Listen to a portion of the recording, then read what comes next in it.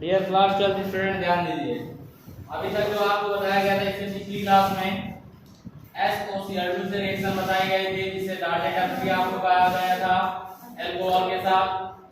इसके बाद आपका अल्कोहल की अभिक्रिया आपकी pX3 के साथ कराई गई, फिर अल्कोहल की अभिक्रिया pX5 के साथ कराई गई। ये तीन रिएक्शन के बारे में मुझे डिस्कस हो पाया था, ठीक है। और उम्मीद करते हैं आप सभी लोग तीनों रिएक्शन कंप्लीट भी कर लिए। किसी भी स्टूडेंट की कोई प्रॉब्लम नहीं है, उम्मीद कर रहे हैं। अभी आप लोग जानते होंगे भाई है या नहीं, बताओगे तो प्रॉब्लम सॉल्व हो पाएगी, नहीं बताओगे कोई प्रॉब्लम नहीं सॉल्व हो पाएगी। ये अंतर्यामी तो है नहीं, भगवान है ना, कौन से देवी देवता है ना, तो कौन क्या है, बाबा जी है, जब जान तो कर देंगे। पढ़ना आप ही लोगों को है। एक व्हाइट चाक लाओ, ये एक कलरफुल चाक, हम कलरफुल नहीं।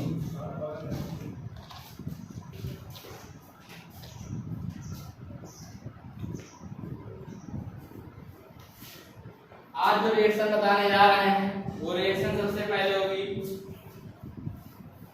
कोनार्ड-फिंकल-स्टीन अभिक्रिया। नेमिंग रिएक्शन है फर्स्ट कोनार्ड-फिंकल-स्टीन अभिक्रिया। डालिए आईडी कोनार्ड-फिंकल-स्टीन अभिक्रिया, कोनार्ड-फिंकल-स्टीन अभिक्रिया, कोनार्ड-फिंकल-स्टीन अभिक्रिया, कोनार्ड-फिंकल-स्टीन अभिक्रिया,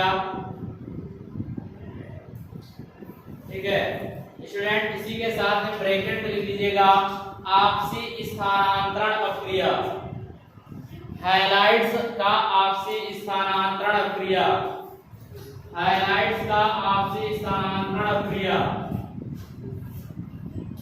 हैलाइड्स का आपसी स्थानांतरण अभिक्रिया, हैलाइड्स का आपसी स्थानांतरण अभिक्रिया, हाइलाइट्स का आपसी स्थानांतरण अभिक्रिया। देखिए स्टूडेंट आप सभी लोग बहुत आराम से इस चीज को समझ पाएंगे अगर दिमाग थोड़ा भी लगा देंगे तो, और नहीं भाई लगाते तो कोई बात नहीं है, ज्यादा समझने की आवश्यकता भी नहीं। जिसे पढ़ना वो समझेगा, नहीं पढ़ना कोई बात नहीं है। जब किसी एल्किल हैलाइड की अभिक्रिया धातु असम्मित हैलाइड के साथ कराई जाती है, धातु असम्मित हैलाइड के साथ कराई जाती है, ठीक। अभी धातु सम्मित हैलाइड हो गया। सम्मित और सम्मित सभी लोग नहीं जानते होंगे, समझ लीजिएगा। सम्मित का मतलब ऐसे होगी जिनमें एक ही क्रियात्मक समूह के दो या दो से अधिक क्रियात्मक समूह समान हो। एक ही क्रियात्मक समूह के, जैसे एल्किल समूह है तो उसके जितने भी आप, जैसे मेथिल हो जाए तो मेथिल मेथिल ही रहे, एथिल हो जाए तो एथिल एथिल ही रहे, प्रोपिल हो जाए तो प्रोपिल प्रोपिल ही रहे, या हाइलाइट्स हो जाए क्लोरो है तो क्लोरो क्लोरो ही रहे, ब्रोमो है तो ब्रोमो ब्रोमो ही रहे, फ्लोरो है तो फ्लोरो फ्लोरो ही रहे। इस तरीके से इस सिचुएशन की कोई रिएक्शन आती है या इस सिचुएशन में होता है उसे हम सम्मित कहते हैं। लेकिन एक ही यौगिक में या एक ही रिएक्शन में तो एक ही परिवार के अलग अलग सदस्य का आना क्या कहलाता है? असम्मित कहलाता है। क्या कहलाता है? असम्मित कहलाता है। जब ये चीज आप ईथर में पढ़ोगे तो उम्मीद करते हैं अगर किसी को प्रॉब्लम होगी तो समझ में आ जाएगा। समझ लो, बात हो गई है तो समझ लो, ज्यादा अच्छा रहेगा। जैसे मान लेते हैं CH3 को सिंगल बॉन्ड CH3, ये क्या है आपका? सम्मित ईथर है, क्योंकि आपके एल्किल समूह के दोनों क्या हैं? एक ही सदस्य आ रहे हैं, एक समान सदस्य आ रहे हैं ना, तो इन्हें हम क्या कहेंगे? सम्मित ईथर कहेंगे। अगर यहीं पर आ जाए C2H5 सिंगल बॉन्ड C2H5 तो ये क्या हो जाएगा आपका? सॉरी सम्मित ईथर। क्या हो जाएगा? सम्मित ईथर। और इसके स्थान पर हम ये चीज दे दें CH3 सिंगल बॉन्ड C2H5, तो आप देखिए दोनों अलग अलग हो गए कि नहीं हो गए? इसे हम क्या कहते हैं? असम्मित ईथर। क्या कहते हैं? असम्मित ईथर कहते हैं। कोई दिक्कत किसी को इतने में? ये क्लियर हो गया ना? आप ध्यान दीजिएगा, इसी के अकॉर्डिंग हमें चलना है, अलग कुछ नहीं करना है, ठीक है। क्योंकि ये रिएक्शन इंपॉर्टेंट होती है क्या होता है जब मैं कैसे प्राप्त करूंगा, बहुत पूछी जाती है। जब किसी एल्किल हैलाइड की अभिक्रिया असममित धातु हैलाइड के साथ कराई जाती है, असममित धातु हैलाइड के साथ कराई जाती है, तो एक नया एल्किल हैलाइड प्राप्त होता है, एक नया एल्किल हैलाइड प्राप्त होता है तथा धातु हैलाइड बाहर निकल जाता है। अब कुछ लोगों के समझ आया सर किया ही क्या है आपने। चलिए आइए देखते हैं, जब इसका हम सामान्य करेंगे, कुछ केमिकल में बात करेंगे तब कुछ समझ में आएगा। जैसे पेपर में आ गया कैसे प्राप्त करोगे, कैसे प्राप्त करोगे क्लोरोएथेन से ब्रोमोएथेन या एथिल क्लोराइड से एथिल ब्रोमाइड। तो स्टूडेंट जो नहीं जानते हैं या जो ये नेमिंग रिएक्शन नहीं पढ़ रखते हैं वो ये कहते हैं कि पेपर में स्प्रेड हो गया है। एक ही सदस्य, एक ही क्रियात्मक समूह के या एक समान हैलाइड से दूसरा एल्किल हैलाइड कैसे हम प्राप्त कर लेंगे। तो उसके दिमाग में आता है ये तो क्वेश्चन ही गलत है, ये तो आउट ऑफ सिलेबस है, सिलेबस में ही सब है जो आपके पेपर में है वो सिलेबस में है। ठीक, जैसे एल्किल हैलाइड है तो इसका नाम हम C2H5Cl ले लिया, मान लिया थोड़ी देर के लिए। ठीक, C2H5Cl ले लिया, हमें एथिल क्लोराइड से एथिल ब्रोमाइड प्राप्त करना है। क्या प्राप्त करना है? एथिल क्लोराइड से एथिल ब्रोमाइड। तो एथिल क्लोराइड हो गया, यहां पर हम ले लेंगे धातु ब्रोमाइड। देखिए असममित है या नहीं है, समान तो नहीं है। और इसका जब हम नया कंपाउंड बनेगा तो ये ब्रोमीन क्या हो जाएगा, क्लोरीन के स्थान पर रिप्लेस हो जाएगा, स्थानांतरित हो जाएगा, प्लस NH बना या नहीं बना, कोई दिक्कत किसी को। इस रासायनिक अभिक्रिया को हम क्या कहते हैं? कोनार्ड फिंकलस्टीन अभिक्रिया कहते हैं, कोनार्ड फिंकलस्टीन अभिक्रिया कहते हैं। कई बार पेपर में तो यही पूछ लिया जाता 2 नंबर का कि कोनार्ड फिंकलस्टीन अभिक्रिया पर टिक पड़ेगी। लड़का सोचता पता नहीं कौन सा ऐसा नाम ही अटपटा है, जितने नाम अटपटे हैं उतने ही इंपॉर्टेंट है, ये भी हम बता दें। यानी कि जब किसी एल्किल हैलाइड की अभिक्रिया धातु के असममित हैलाइड के साथ कराई जाती है तो एक नया एल्किल हैलाइड प्राप्त होता है। क्या प्राप्त होता है? एक नया एल्किल हैलाइड प्राप्त होता है। इस रासायनिक अभिक्रिया को हम क्या कहते हैं? कोनार्ड फिंकलस्टीन अभिक्रिया कहते हैं। क्या कहते हैं? कोनार्ड फिंकलस्टीन अभिक्रिया कहते हैं। कोई डाउट किसी को? अब एक चीज यहाँ पर ध्यान दीजिएगा, ये तो हो गया आपका फर्स्ट नंबर, आप इसके साथ रिएक्शन करा सकते हैं और क्या क्या ले सकते हो, दिमाग में भी आता, पता नहीं पेपर वाले हैं कुछ भी दे सकते हैं। जैसे दे दिया कि क्या होता है जब क्लोरोएथेन की अभिक्रिया जिंक क्लोराइड के साथ जिंक ब्रोमाइड के साथ कराई जाती है। या कहां से आगे समझ लो, यहीं से आई है, कहीं बाहर से नहीं है। ठीक है, सेकंड नंबर में KCl आप करा सकते हो रिएक्शन या KX के साथ रिएक्शन करा सकते हो। थर्ड नंबर पे CaX2 के साथ रिएक्शन हो सकती है। फोर्थ नंबर पे ZnX2 के साथ रिएक्शन हो सकती है। 5 नंबर पे आपका हो जाएगा MgX2 के साथ रिएक्शन हो सकती है।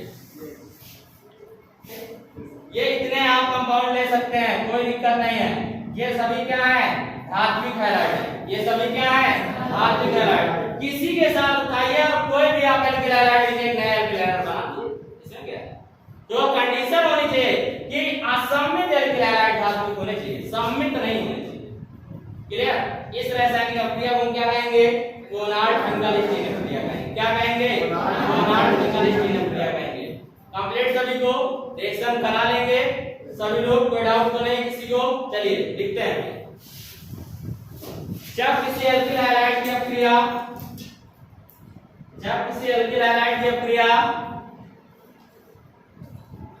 धातु असममित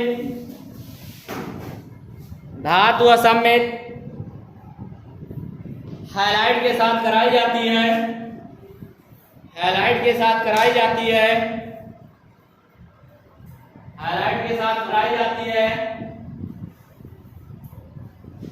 तो एक नया एल्किल हैलाइड प्राप्त होता है।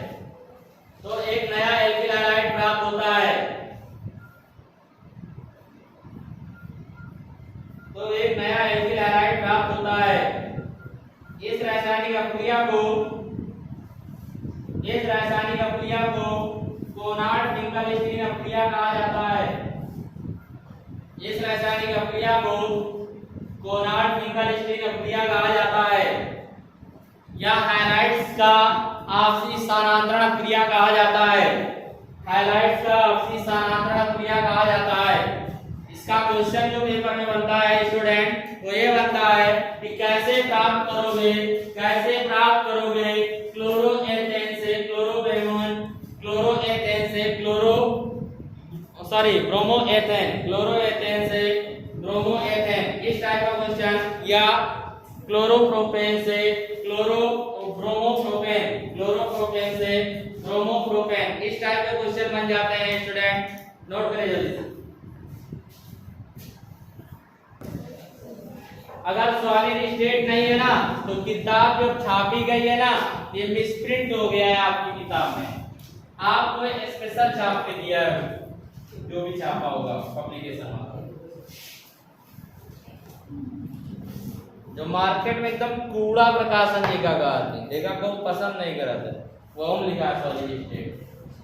हाँ नेक्स्ट है भैया बोरोडीन हुन्स-डीकर अभिक्रिया। बोरोडीन हुन्स-डीकर अभिक्रिया नेमिंग रिएक्शन है।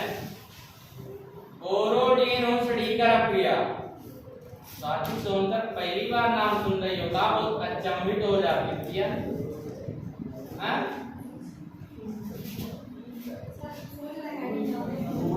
बोरोडीन हुन्स-डीकर अभिक्रिया, हुन्स लिखो यार, हंस नहीं तो हंसराज लिखते हो। बोरोडीन हुन्स-डीकर अभिक्रिया, दूसरा नाम लिख लो। सिल्वर के मोनोकार्बोक्सिलिक अम्ल के लवण या मोनोकार्बोक्सिलिक अम्ल के सिल्वर लवण के साथ, मोनोकार्बोक्सिलिक अम्ल के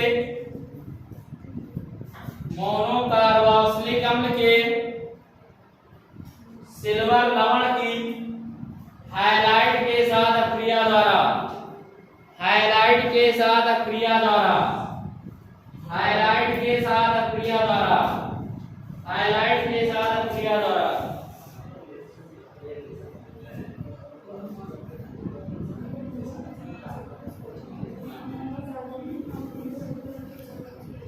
मोनोकार्बोक्सिलिक अम्ल के सिल्वर लवण की हाइलाइट के साथ अभिक्रिया द्वारा।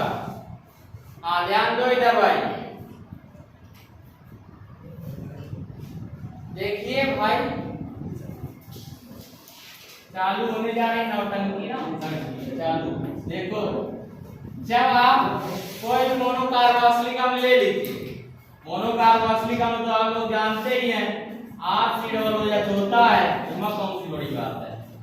ये भाई साहब हट जाते हैं, इनके स्थान पर कोई ना कोई धातु आ जाता है, कोई भी धातु आ जाता है। अगर सोडियम हट गया आ गया तो सोडियम क्या हो गया, सिल्वर आ गया तो सिल्वर का हो गया, पोटेशियम आ गया तो पोटेशियम का हो गया, कैल्शियम आ गया तो कैल्शियम का हो जाएगा, लेकिन इसके साथ जस्ट अपोजिट हो जाएगा। क्या हो जाए, ये जो लगा हुआ था इसमें ट्वाइस लगेगा क्योंकि इसके पास वैलेंसी 2 है और ये सब के पास वैलेंसी 1 रहे तो भैया सीधा सीधा लिख दिया हमने, नहीं आया। तो यही सभी क्या है, मोनोकार्बोक्सिलिक अम्ल के धात्विक लवण है, ठीक। लेकिन धात्विक लवण से क्रिया नहीं करानी है, करानी किसके साथ है, सिल्वर के मोनोकार्बोक्सिलिक अम्ल के साथ करानी है। यानी जहां पर हम धातु ला रहे हैं वहां पर हम सिल्वर ला सकते हैं ना, कोई डाउट तो नहीं है किसी को, तो ले आते हैं, इसमें क्या है।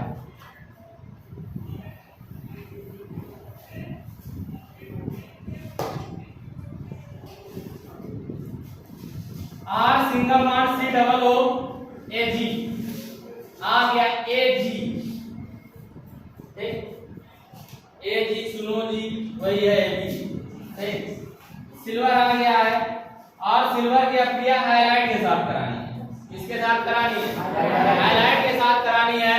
और हाइलाइट के साथ कराने पर आप सभी लोगों को एक चीज पता है, ठीक है, यहाँ प्रेजेंटेशन कार्बन टेट्राक्लोराइड की होगी, इसका फार्मूला सभी को पता है, कार्बन टेट्राक्लोराइड CCl4, ये एक प्रकार का पॉलीहैलाइड्स होता है। क्या होता है? पॉलीहैलाइड्स। अभी हम लोग क्या पढ़ रहे हैं? मोनोएल्किल हैलाइड्स पढ़ रहे हैं या मोनोहैलाइड्स के बारे में पढ़ रहे हैं। फिर पढ़ेंगे डाईहैलाइड्स के बारे में, फिर पढ़ेंगे हम लोग ट्राईहैलाइड्स के बारे में। ट्राईहैलाइड्स आपका जैसे क्लोरोफॉर्म है, सभी को सूत्र पता होगा, CH3 होता है। ठीक है, तो बस और कुछ नहीं है, आप सभी को हम बता चुके हैं कि अगर कभी भी एल्किल हो या नहीं, अगर रिएक्टेंट में कोई आपका मेटल है, रिएक्टेंट में कोई भी मेटल है और रिएक्टेंट में हैलाइड भी प्रेजेंट है, तो 99% एल्किल है सॉरी धातु हैलाइड निकलेंगे। 100 की तो गारंटी नहीं लेते, लेकिन 99% हम कहते हैं पहला धातु हैलाइड आपका निकलेगा। ठीक, तो पहले हम धातु हैलाइड है ना बाहर निकाल दें, थोड़ा सरल हो जाए ना। तो आज ये धातु हैलाइड निकाल देते हैं, AgX आपका बाहर निकल गया। दूसरा है बनाना क्या है इस रिएक्शन द्वारा?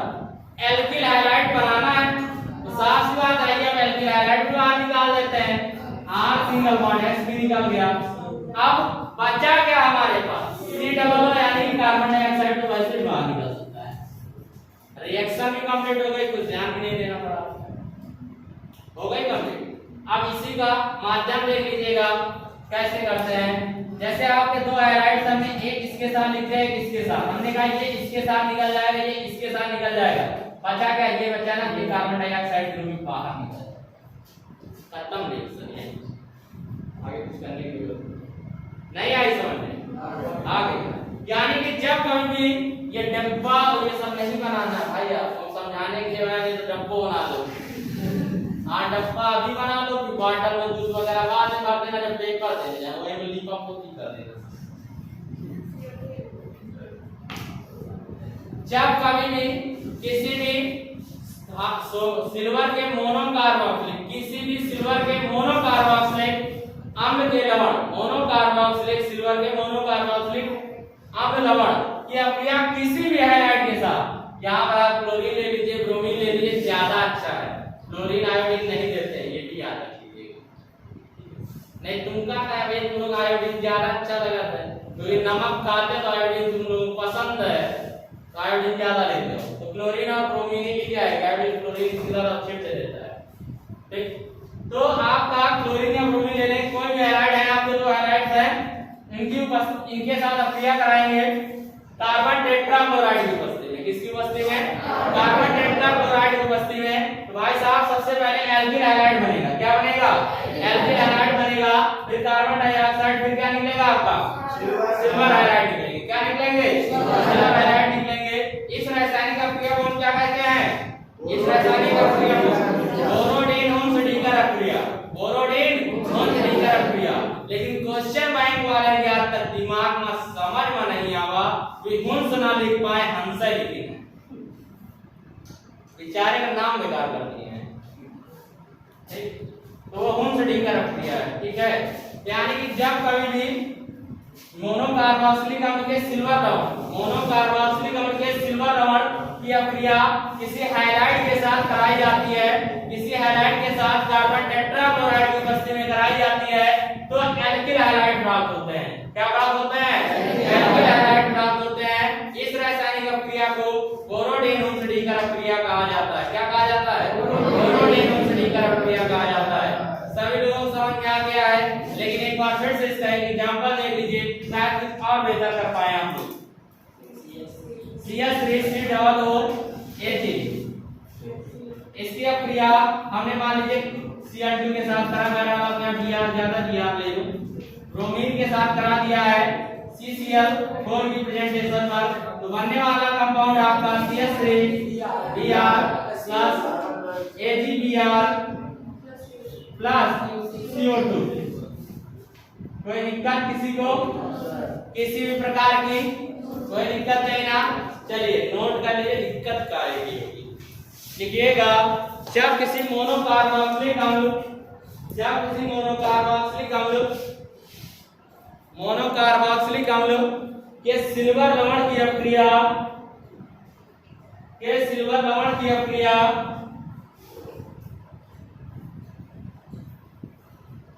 किसी हैलाइड के साथ किसी हैलाइड के साथ कार्बन टेट्राक्लोराइड की उपस्थिति में, कार्बन टेट्राक्लोराइड की उपस्थिति में,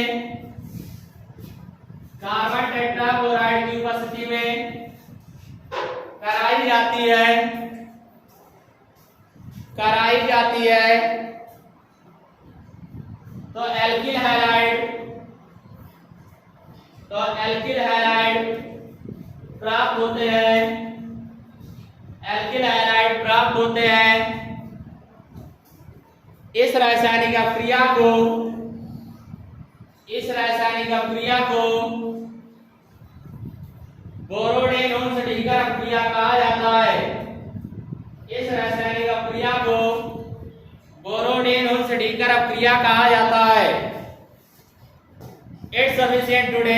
नेक्स्ट डे मिलेंगे हम लोग तो एल्किल हैलाइड के सामान्य रासायनिक गुण पढ़ेंगे, यानी कि एल्किल हैलाइड की जनरल केमिकल प्रॉपर्टी हम लोग पढ़ेंगे।